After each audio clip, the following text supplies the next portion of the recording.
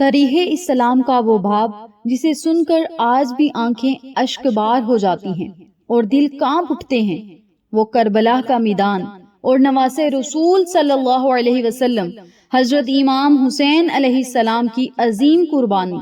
کربلا کی سرزمین پر ہر گزرتے دن کے ساتھ اہل بیت پر مصائب میں اضافہ ہو رہا تھا۔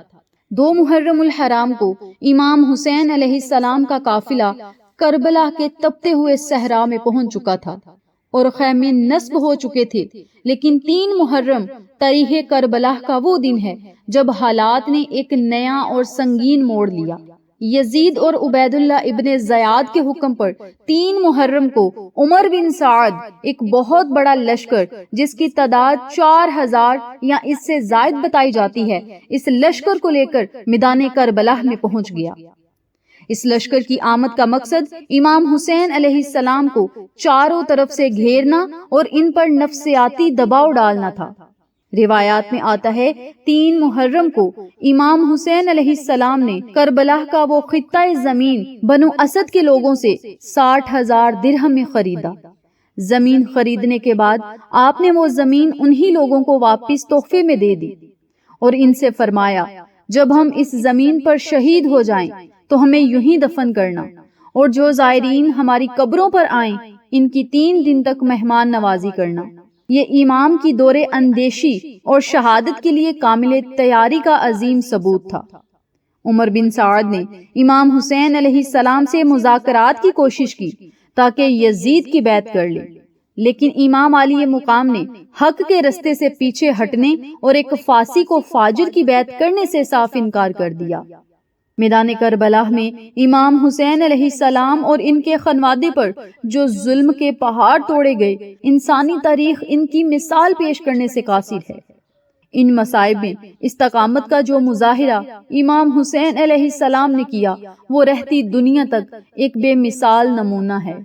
کربلا کے گرم ترین صحرا میں آل محمد صلی اللہ علیہ وسلم پر فرات کا پانی بند کر دیا گیا۔ 3 دن کی شدید پیاس، خیموں میں بلکتے ہوئے بچے اور پانی کی بوند بوند کو ترستے اہل بیت کا منظر دل چیر دینے والا تھا۔ امام حسین علیہ السلام کے لیے سب سے بڑا دکھ اپنے سامنے اپنے پیاروں کے لاشیں اٹھانا تھا۔ آپ نے اپنے 18 سالہ جوان بیٹے حضرت علی اکبر علیہ السلام کے سینے سے برچھی نکالی، اپنے بھائی اور لشکر کے علمدار حضرت عباس علیہ السلام کے کٹے ہوئے بازو دیکھے اور اپنے بھتیجے حضرت قاسم کو خون میں نہاتے ہوئے دیکھا۔ ہر لاشے پر امام کا جانا ایک ایسا درد تھا جسے الفاظ میں بیان نہیں کیا جا سکتا۔ مصائب کی انتہا اس وقت ہوئی جب حضرت امام حسین علیہ السلام اپنے 6 ماہ کے پیاسے بچے علی اصغر کو ہاتھوں سے اٹھا کر میدان میں لائے اور لشکر یزید سے بچے کے لیے پانی مانگا۔ جواب میں حرملہ نے ایسا ظالمانہ تیر چلایا جو معصوم کی گردن کو چیرتا ہوا امام حسین علیہ السلام کے بازو میں پیوست ہو گیا۔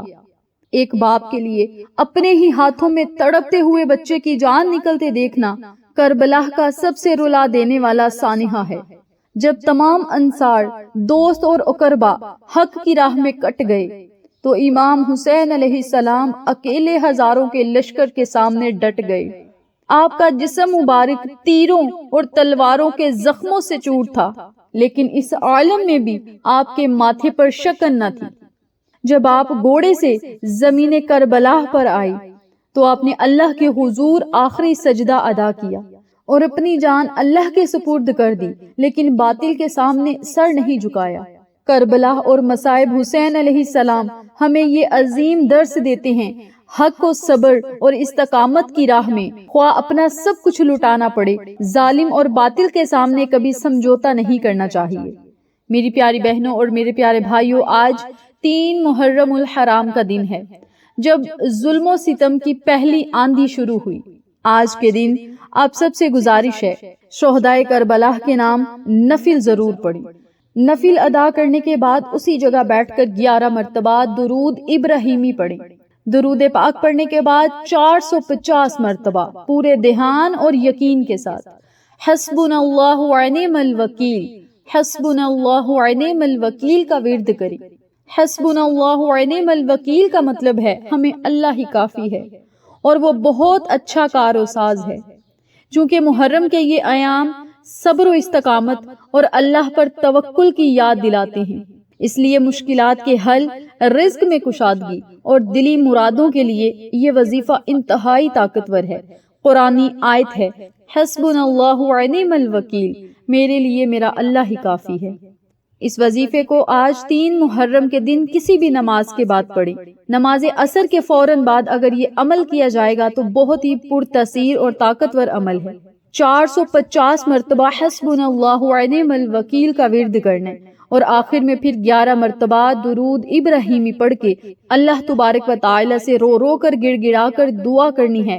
وظیفہ مکمل کرنے کے بعد جب اپنے ہاتھوں کو اللہ کی بارگاہ میں اٹھائیں تو سب سے پہلے جو بھی آپ نے ذکر و ذکار کیا ہے، تسبیحات پڑھی ہیں، نوافل ادا کیے ہیں، درود پاک پڑھا ہے، اس کا ثواب نبی علیہ الصلوۃ والسلام اور ان کی آل اولاد کو پیش کر دیں۔ حضرت امام حسین علیہ السلام اور تمام شہدائے کربلا کی ارواحوں کو ہدیہ کریں۔